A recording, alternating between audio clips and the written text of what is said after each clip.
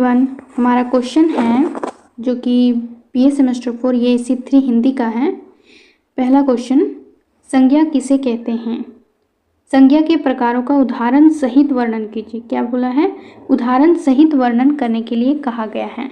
तो सबसे पहले हम संज्ञा किसे कहते हैं वो जानेंगे, यानी कि संज्ञा की परिभाषा किसे क्या है।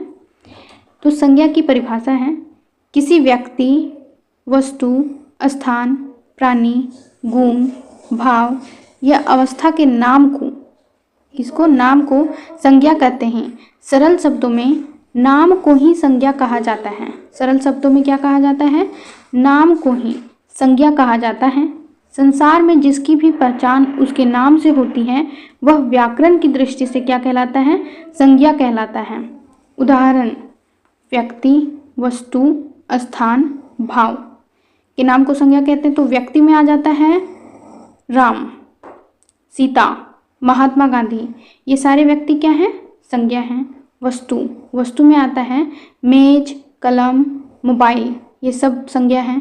स्थान में जैसे कि दिल्ली, भारत, विद्यालय, ये सब स्थान हैं और ये सारे स्थान क्या हैं? संज्ञा है। स्थान के नाम को भी संज्ञा कहते हैं। भाव के नाम को, तो भाव के नाम को जैसे कि ईमानदारी भी एक भाव है, बचपन, मिठास, ये सब भाव हैं और इन भाव के नाम को भी संज्ञा कहा जाता है। संज्ञा के भेद अथवा प्रकार।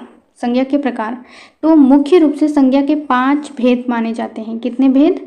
5 भेद माने जाते हैं। पहला है व्यक्तिवाचक संज्ञा, यानी कि प्रॉपर नाउन, इंग्लिश में से प्रॉपर नाउन कहते हैं। जो शब्द किसी विशेष व्यक्ति, विशेष स्थान या विशेष वस्तु का बोध कराते हैं उन्हें व्यक्तिवाचक संज्ञा कहते हैं। उदाहरण, व्यक्तियों के नाम जैसे कि कृष्णा या तो फिर जवाहरलाल नेहरू, ये सब क्या हैं? व्यक्तिवाचक संज्ञा हैं। कृष्ण भगवान का नाम है। जवाहरलाल नेहरू जो है वो भारत के प्रथम प्रधानमंत्री हैं। तो ये सब विशेष व्यक्ति हैं। विशेष व्यक्तियों के नाम को व्यक्तिवाचक संज्ञा के अंतर्गत रखा गया है। जैसे कि विशेष नदियों का नाम, तो नदियों के नाम में आता है गंगा, यमुना। देशों का नाम जैसे भारत, जापान, ये सब क्या हैं? देश हैं। त्योहारों का नाम जैसे कि होली, दीपावली, ये सब व्यक्तिवाचक संज्ञा हैं। कौन सी संज्ञा है? व्यक्तिवाचक संज्ञा है। अब सेकंड है जातिवाचक संज्ञा। जातिवाचक संज्ञा किसे कहते हैं? इसे इंग्लिश में कॉमन नाउन कहा जाता है। तो जातिवाचक संज्ञा, जो शब्द किसी प्राणी, वस्तु या स्थान की पूरी जाति का या पूरे वर्ग का बोध कराते हैं उन्हें जातिवाचक संज्ञा कहते हैं। ये क्या कराता है? जब कोई शब्द जो है वो किसी प्राणी, वस्तु, स्थान की पूरी जाति या वर्ग का बोध कराते हैं तब उन्हें जातिवाचक संज्ञा कहते हैं। जैसे उदाहरण के लिए नदी पूरी जाति का बोध कराता है। यह सभी नदियों का बोध कराती है। नदी क्या करती है? सभी नदियों का बोध कराती है। जैसे गंगा हो गया, यमुना, ब्रह्मपुत्र, सिंधु, ये सारी नदियों का बोध कराती है नदी शब्द। उसी प्रकार से लड़का, यह सभी लड़कों का बोध कराता है। उसी प्रकार से पर्वत से हम सारे पर्वत को जानते हैं। जैसे हिमालय पर्वत, अरावली पर्वत, विंध्याचल पर्वत, सतपुड़ा पर्वत, सब पर्वत जो हैं वो पर्वत से बोध होता है। शहर से जैसे पटना, दिल्ली, रांची, ये सब हो गया। पुस्तक, सारी पुस्तकों का बोध कराता है। पशु आदि, ये सभी जातिवाचक संज्ञा हैं। भाववाचक संज्ञा, संज्ञा का तीसरा प्रकार जो है वो है भाववाचक संज्ञा, एब्स्ट्रैक्ट नाउन जिसको कहते हैं इंग्लिश में। जिन शब्दों से किसी व्यक्ति, वस्तु के गुण, दोष, दशा, स्वभाव या भाव का बोध होता है उन्हें भाववाचक संज्ञा कहते हैं। भाववाचक संज्ञा किसे कहते हैं? जिन शब्दों से किसी व्यक्ति या वस्तु के गुण का, मतलब किसी व्यक्ति या वस्तु के गुण का पता चले, उसके दोष का पता चले, उसकी दशा, स्वभाव या भाव का पता चले, उन्हें हम भाववाचक संज्ञा कहते हैं। इन्हें छुआ नहीं जा सकता, केवल अनुभव किया जा सकता है।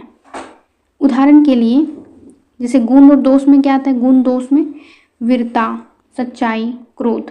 वीरता और सच्चाई उसके गुण हो गए और क्रोध दोष हो गया। तो ये सब क्या है? भाववाचक संज्ञा है। अवस्था में जैसे बुढ़ापा, बचपन, यौवन, ये सब अवस्थाएं, ये भी भाववाचक संज्ञा में आती हैं। स्वाद में जैसे मिठास और खटास, ये सब जो हैं स्वाद है, ये भी भाववाचक संज्ञा में आता है। अब समूहवाचक संज्ञा, चौथा प्रकार है समूहवाचक संज्ञा, जिसे इंग्लिश में कलेक्टिव नाउन कहते हैं। जिन संज्ञा शब्दों से किसी समूह या समुदाय का बोध होता है उन्हें समूहवाचक संज्ञा कहते हैं। उदाहरण के लिए सेना, कक्षा, इनसे हमको क्या पता चल रहा है, किसी समूह का या समुदाय का बोध होता है। सेना, सेना में कोई एक व्यक्ति नहीं होता है, पूरे फौज से बनता है, मतलब सेना में बहुत सारे सेनाएं होते हैं। कक्षा, कक्षा में बहुत सारे स्टूडेंट होते हैं, बहुत सारे स्टूडेंट मिलकर एक कक्षा बनता है। सभा, सभा में बहुत लोग होते हैं। भीड़, भीड़ में भी बहुत सारे होते हैं। चाबियों का गुच्छा में बहुत सारा चाबी होता है। दल, दल में बहुत लोग होते हैं। ये समूहवाचक, किसी समूह या समुदाय का बोध कराता है। पांचवा प्रकार है द्रव्यवाचक संज्ञा, जिसे इंग्लिश में मटेरियल नाउन कहते हैं। जिन संज्ञा शब्दों से किसी धातु, द्रव्य या ऐसे पदार्थों का बोध होता है जिनसे अन्य वस्तुएं बनाई जा सकती हैं उन्हें द्रव्यवाचक संज्ञा कहते हैं। उदाहरण के लिए सोना, चांदी, लोहा, ये सब क्या है, धातुएं हैं, ठोस पदार्थ हैं। सोना, चांदी, लोहा।